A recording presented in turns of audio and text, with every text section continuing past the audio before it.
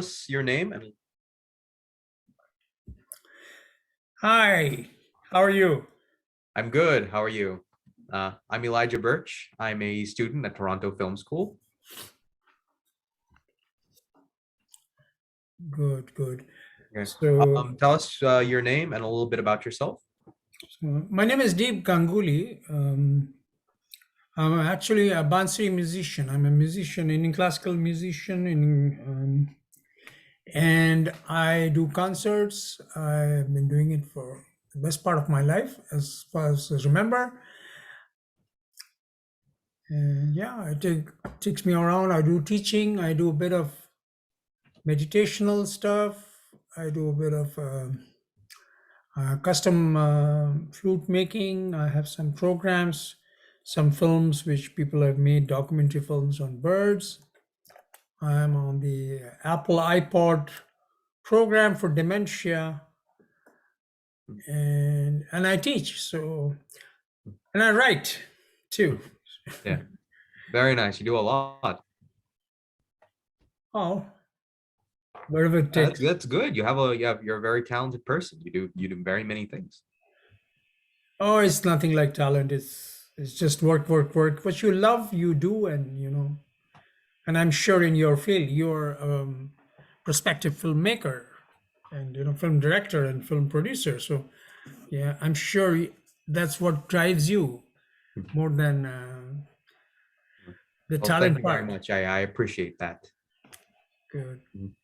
The next question is, when did you first start in this industry? When did you realize that you wanted to do this for the rest of your life? Well, it was like a de facto or default system because my father used to play and my grandfather used to play. So I guess from my mother's womb, I was listening, and um, and I started, um, listening and playing and fooling around with the stick, bamboo stick. And I used to use it as a scale. I used to use it as becoming a gun. I used to beat my cousins, and I used to do various other things with that, and started playing as well, blowing into it. I used to see my father. I used to see other people who would come, his students, and then I would try to ape them, imitate them as a young kid. And so it's tough to say when did we realize this. But somewhere around 8, 9, or 10, I got a little bit more serious, and I started learning from my dad a little bit more seriously. And then around 11 or so, I went to my guru because my father sent me to a guru because there's no point, father can't be a guru, etc.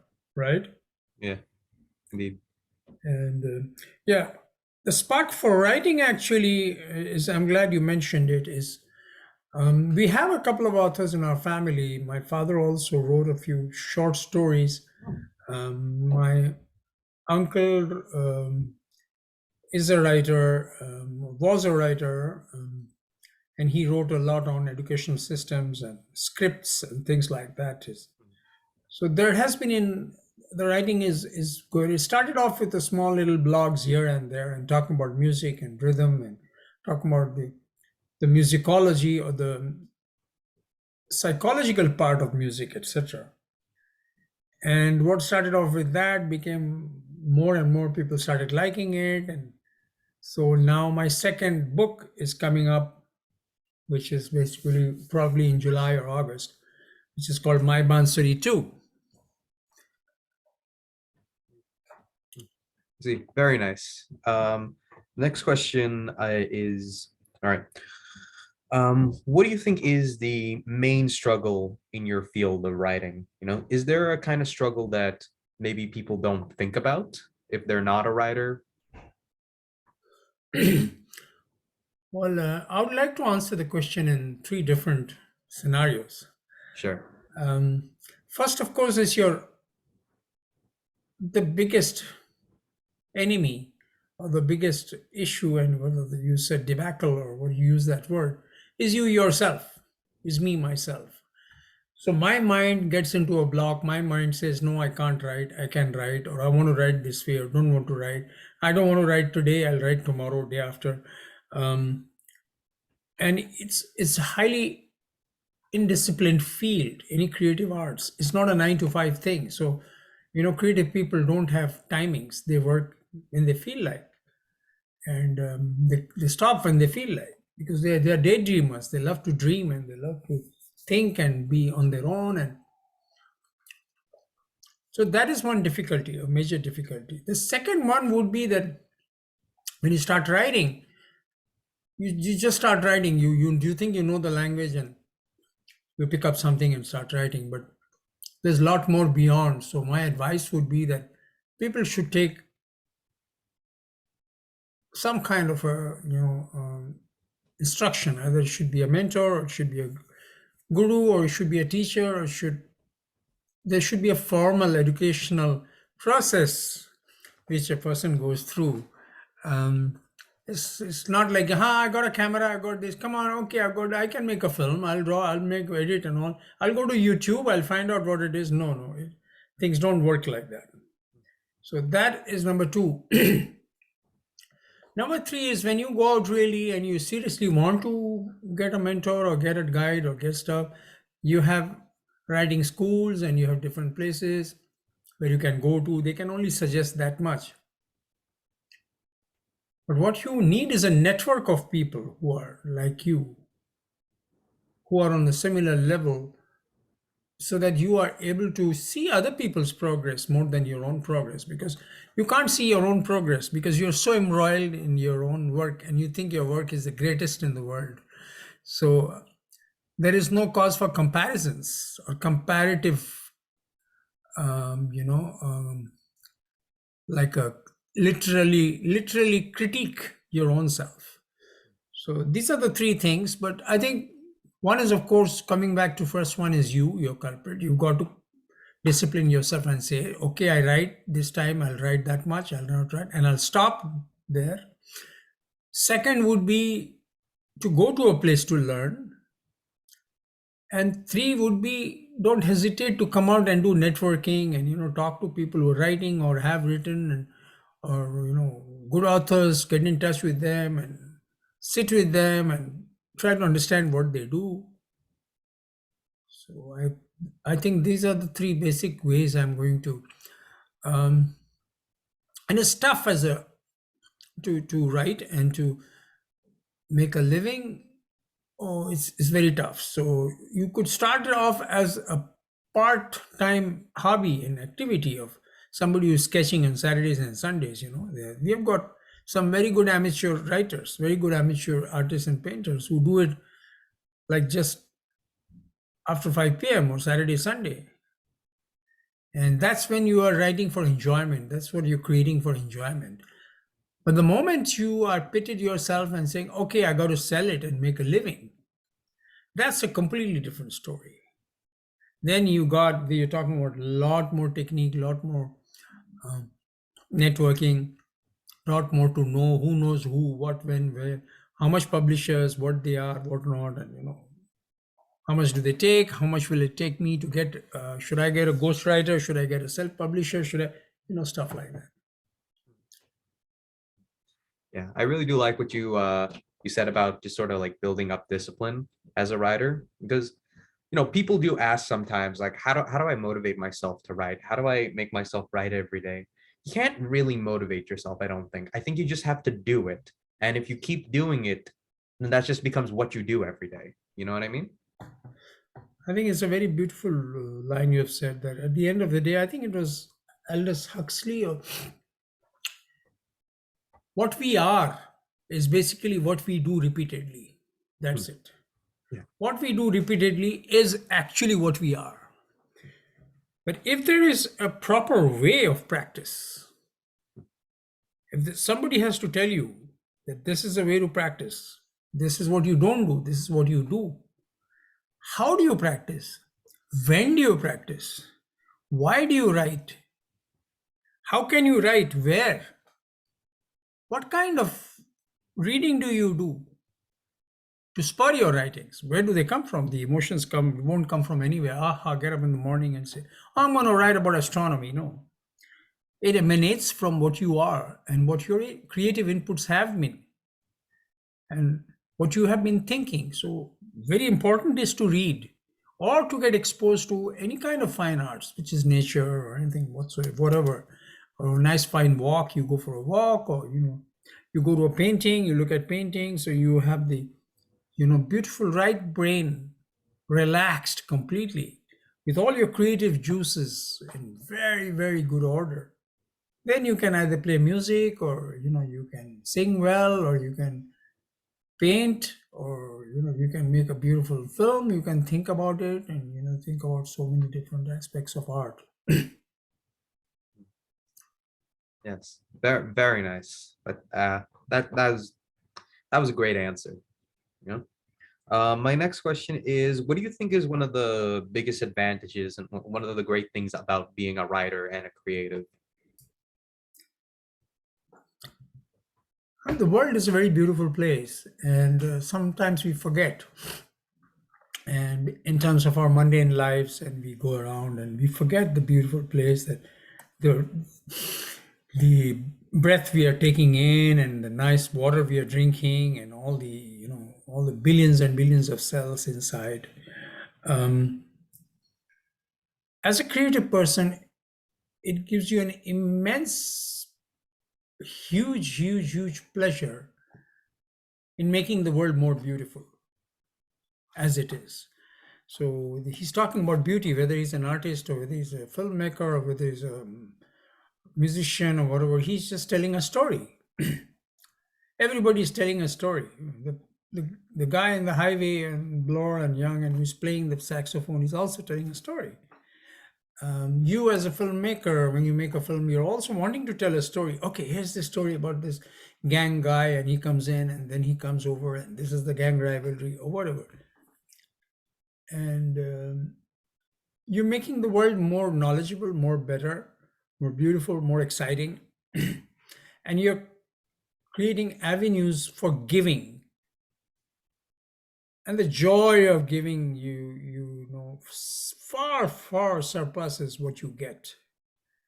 So that gives you a vantage position in society, a wonderful, beautiful positioning in which you realize that, hey, I can affect so many people by my art. So many people saw it, even 10 people, 15 people. Oh, wow, it was touching. People actually saw it. Then people start commenting, people start talking your skills and your techniques. Because at a certain point of time, you may have a lot of skill, a lot of technique, everything on anything you do, but eventually you got to stop at a level. And then you got to go into the creative building process. Of course, you do need basis, bit of technique and things like that. I mean, otherwise, if you don't know how to wield your camera, if you don't know how to cut, and you don't know how to cut and paste different film clips, sorry, and things like that, obviously you will be stuck in that mode. You won't be able to enjoy the smooth flow of the creative process. But yeah, creative juices are actually very coveted, very rare. And if somebody has these and has experienced beauty in creation, he would know that he is one of the few people who can do it. I mean, whether he does well or whether he's able to survive, not survive, that's a different issue, but still. That was beautiful. That was great. Yeah. Next question is, yeah, on the subject of writer's block, do you think writer's block is a real thing? If so, how often do you experience it? And what do you think is a way to get out of writer's block? I recently wrote a blog, sorry, on burnout, artists' burnout. And when you are actually creating or when you're doing stuff, a lot of physiological and psychological processes are happening. And physically your hypothalamus, sorry, which is at the base of your neck, which is actually the controller of all the chemicals in your brain, is acting. After a while, it gets depleted. But there are two things. One is the uh, the spectators and others will say, "I want more, I want more, I want more." So you go and you push yourself beyond the limit.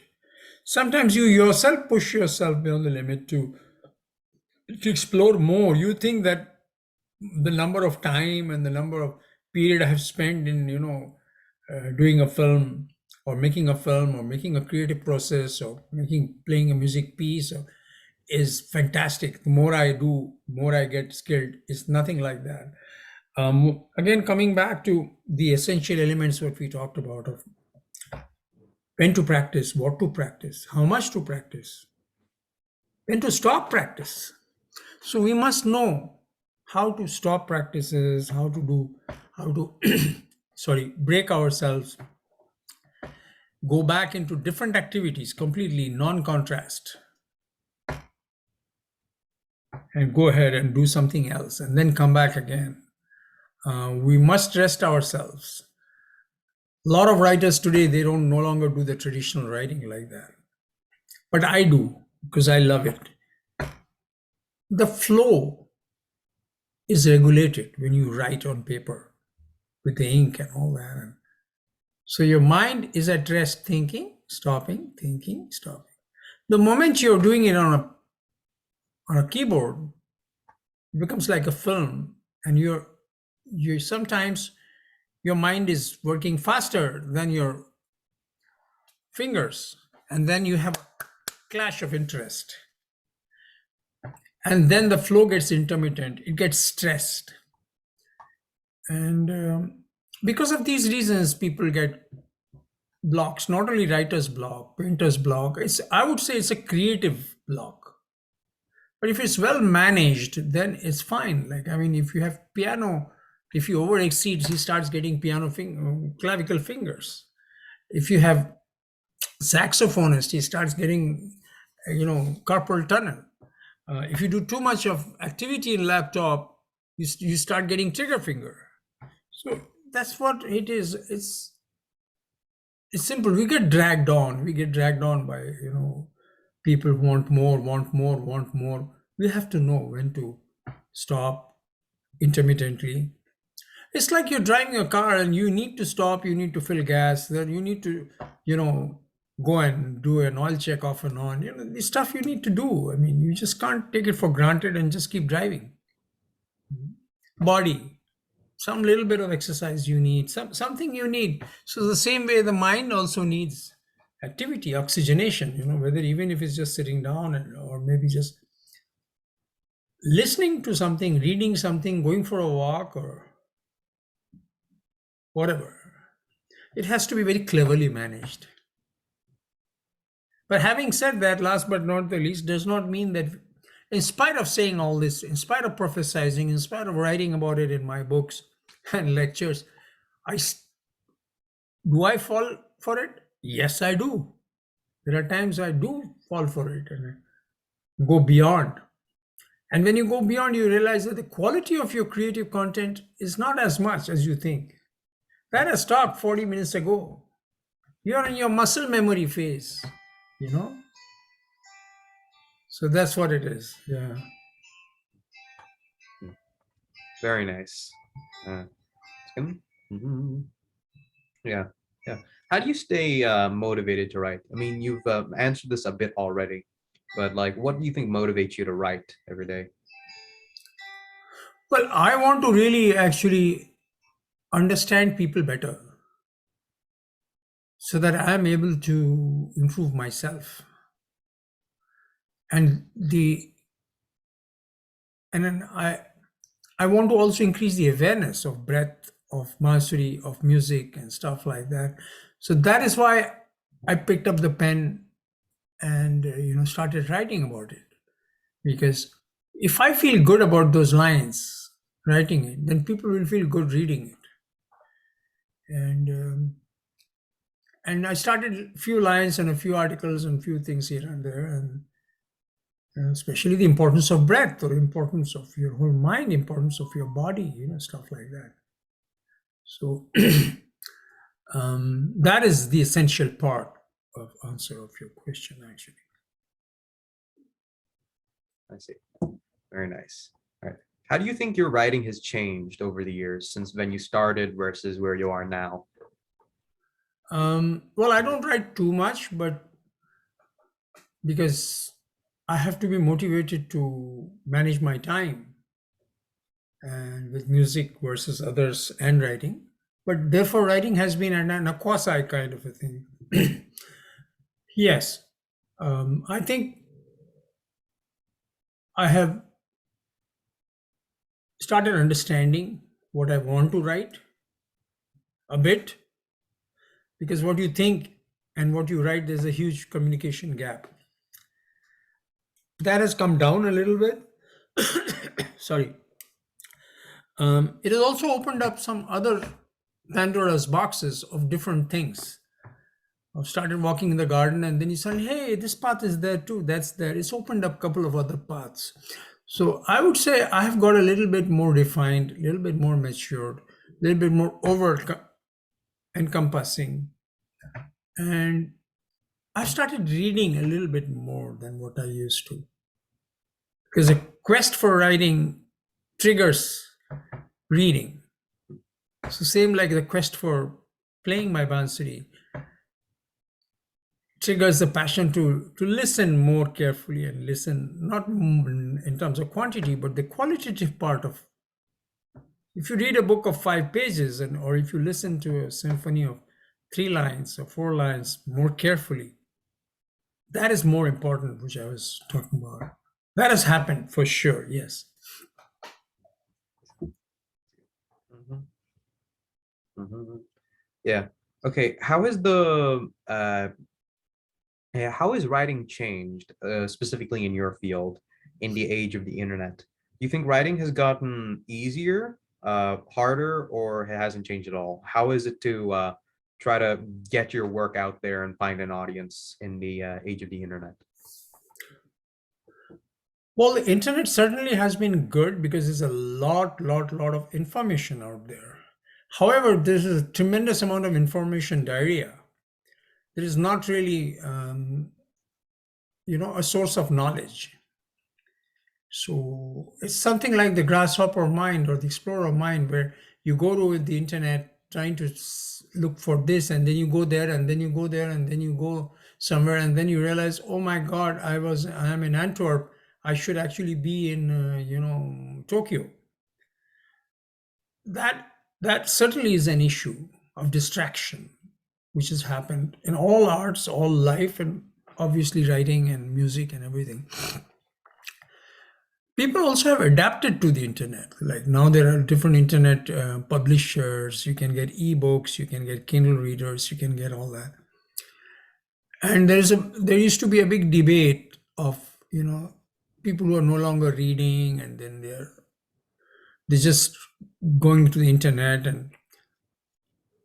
But I see people who really love reading. If you go into the thrift stores and book sections and all that, you'll see people buying cheap books. They sit down and they read. I see people all over sitting and reading in the substation or subway, and some places.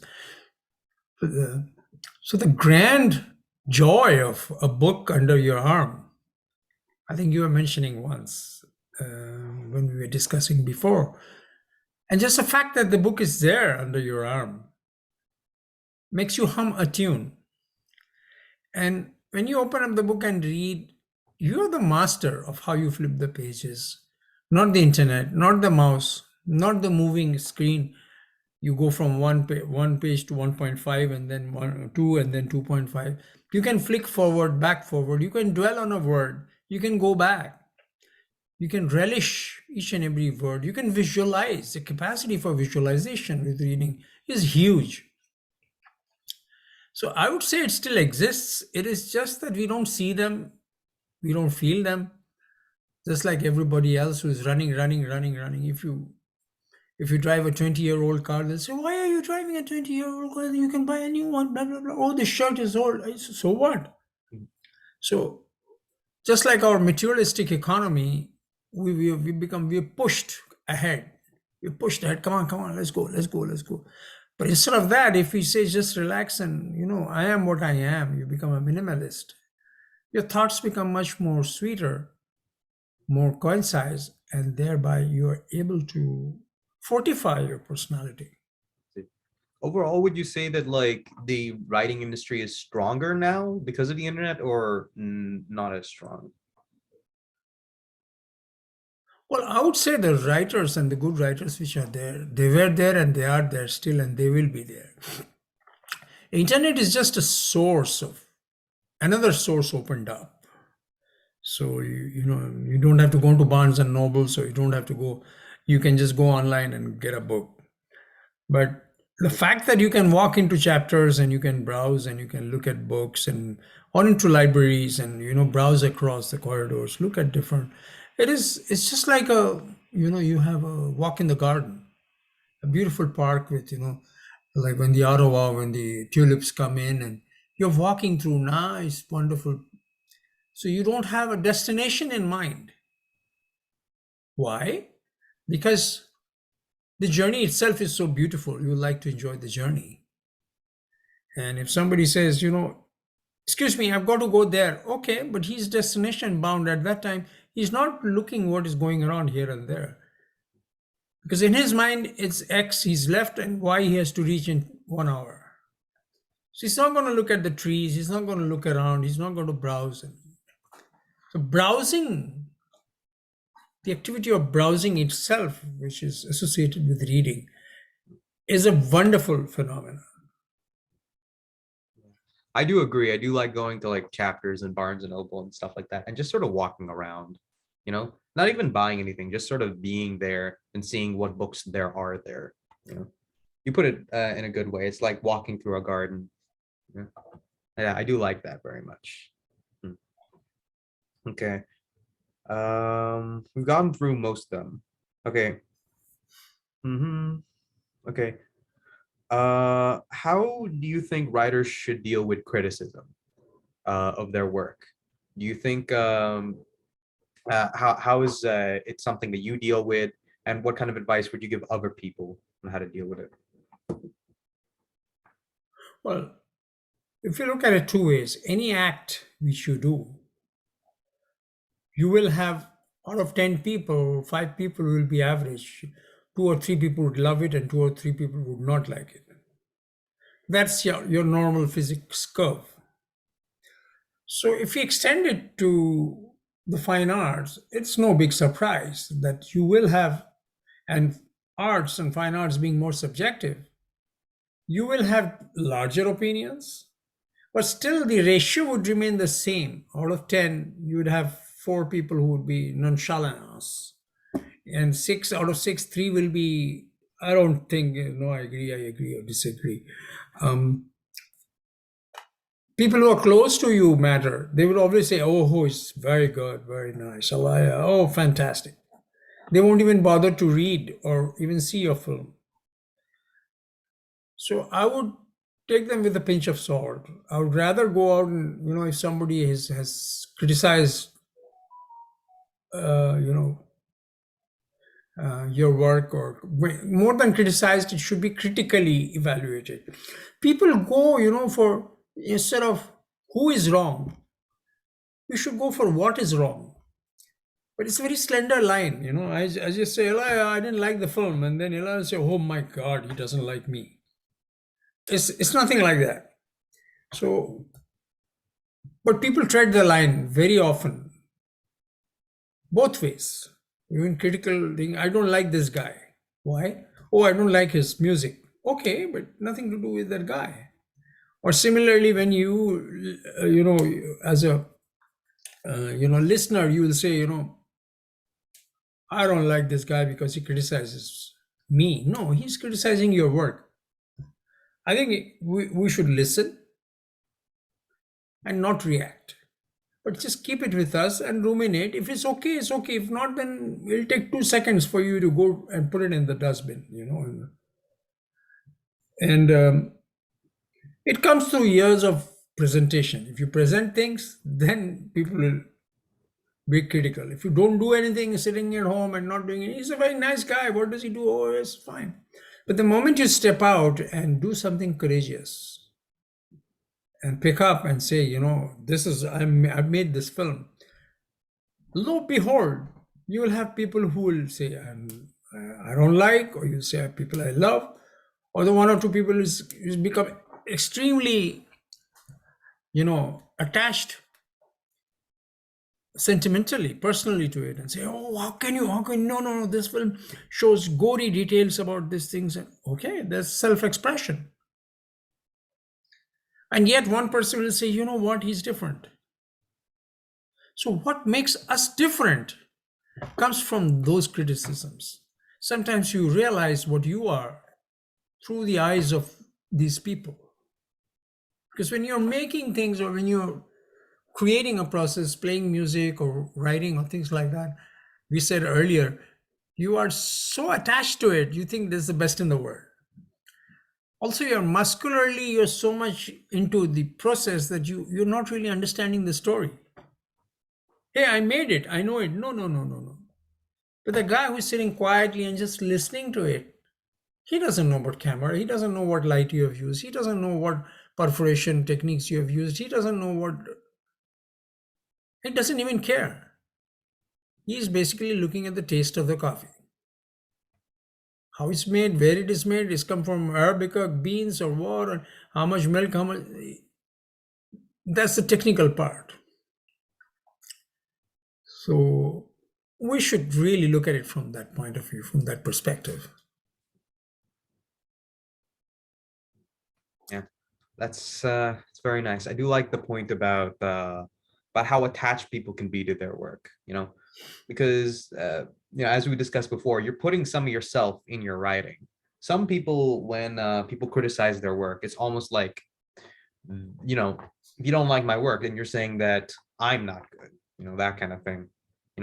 When that's you got to be able to separate that, I think, as a writer, know where you start and your work ends. These people aren't insulting you directly, they just don't like your story. Correct. Right, you are. Yeah. Okay. What is a piece of advice you would give to new writers? Well, I'm not a huge big writer, as if like, but I would still say that keep at it and enjoy what you're doing. If you're passionate and enjoying about it, that's more than enough to motivate you. And just keep finding different avenues of how can I improve this enjoyment process for myself. How can I write something different, and how can I do that? And people do it in very beautiful ways. I have went to a course once for writing, small course for about half a day, and they said, use different papers, use different pencils, use different pens to write, and you'll be surprised how the medium changes your expressions. And a thick marker would probably give you a completely different emotional I heard someone twitch. coming in the stairs. Okay, never mind. I'm sorry. That's okay. So yeah, so even a thick marker gives you completely different than a very thin pencil. So I would say this: just follow your heart, follow your passion. Try to connect with people whom you like and whose style whom you really prefer. Go and spend time with them. There are people who are go find a mentor who will sit down with you maybe once a week or once in 10 days and evaluate your work and give you, or take a course, take short courses. There are a lot of short courses, but take them practically, not online. The fun is the actual person, not this medium of Zoom, which we are doing now. Yeah. But those are all the questions. Thank you very much for your time. Wonderful. When I write down your name in the documentary, should I just put your name and underneath it, writer/musician? whatever you have my website, have a Yeah, look at it, sure, whatever you feel is right. And as I said, I'm always there to help and support sure. um, Uh, your endeavors, your cultural endeavors. And most welcome. Who knows, our paths might cross. You might make a film on something, and I don't know, maybe. maybe, Yeah, yeah, who knows. absolutely. Do you want me to add your website in the links in the video if you'll That will be good. add it That in will the be good. description? Yeah, that's mybansuri.com. Yeah, I have the Yes, website. I'll just add that into the add description. that. Yeah, add the YouTube. Yeah, I'll do the YouTube channel as well. Perfect, perfect. All right. Thank you very much for Thank your you so time. much for inviting me, and you Yeah. take care. Have a wonderful day. You Take care. too. Bye bye.